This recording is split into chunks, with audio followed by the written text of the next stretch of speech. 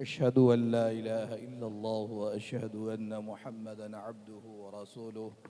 صلى الله عليه وعلى آله وأصحابه وأتباعه ومن تبعهم أجمعين.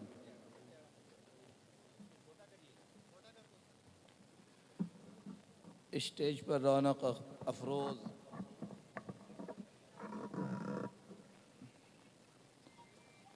قابل صد تکریم حضرات اہل علم، معزز سامعین، نوجوان دوستو، عزیز بچوں، سن رہی ہیں تو پردہ نشین مائیں اور بہنیں، اس وقت تقریر کرنے کا موقع نہیں ہے۔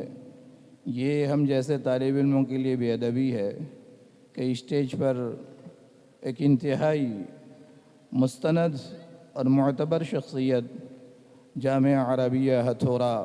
باندہ یو پی کی ناظم تعلیمات حضرت مولانا عتیق الرحمن صاحب بہرائچی قاسمی دامت برکاتہم تشریف فرما ہیں۔ ہم تہہ دل سے شکر گزار ہیں کہ یہاں ہمارے شاگرد عزیز مولانا جہانگیر صاحب کی دعوت پر سرزمین اڑیسہ میں یہاں تشریف لائے۔ میں آل والوں کے لیے خوش قسمتی سمجھتا ہوں اور فال نیک سمجھتا ہوں کہ وہ یہاں تشریف لائے۔ اب اگرچہ ان کا بیان بہت زوردار اور لچھے دار نہیں ہوگا، لیکن بہرحال مقدمہ مسلم میں یہ بات لکھی ہے،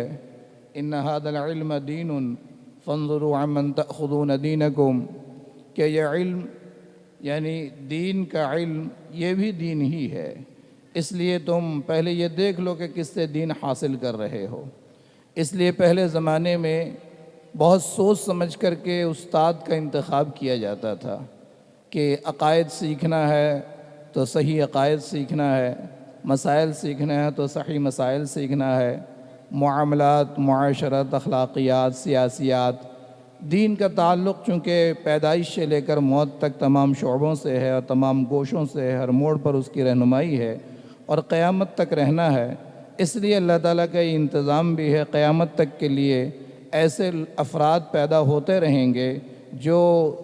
بالکل صحیح اسی طرح سے جس طرح سے نبی کریم صلی اللہ علیہ وسلم اللہ کا پیغام لے کر کے آئے، جو قرآن میں محفوظ ہے اور نبی صلی اللہ علیہ وسلم کی ثابت شدہ حدیثوں میں محفوظ ہے۔ ان جیسی ہستیاں حضرت مولانا عتیق الرحمن صاحب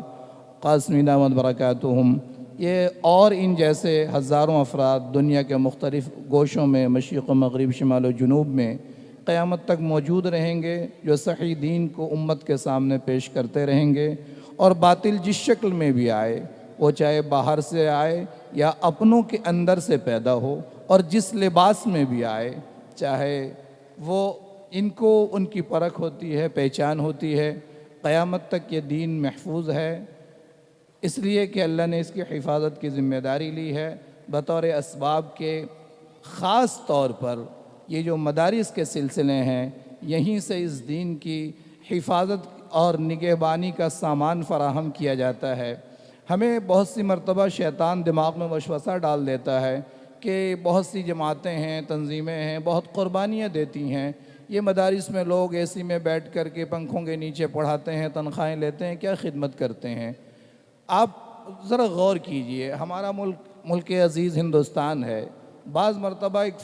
فوج میں بھرتی ہوتا ہے، بی ایس ایف کا نوجوان، پوری زندگی ایک گولی چلانی اس کو نہیں پڑتی، لیکن سرحد میں اس کی ڈیوٹی رہتی ہے، اور سرکار کی نگاہ میں باقی سب ملازموں سے وہ محترم ہے، معزز ہے، وہ سرکار کا لاڈلا ہے۔ کیوں؟ اس لیے کہ وہ سرحد کی حفاظت کر رہا ہے، سرکار کے حکم پر، چاہے اس کو ایک گولی بھی زندگی بھر نہ چلانی پڑے۔ اس لیے یہ مدارس اور ان سے فارغ ہونے والے مستند اور معتبر اہل علم حضرات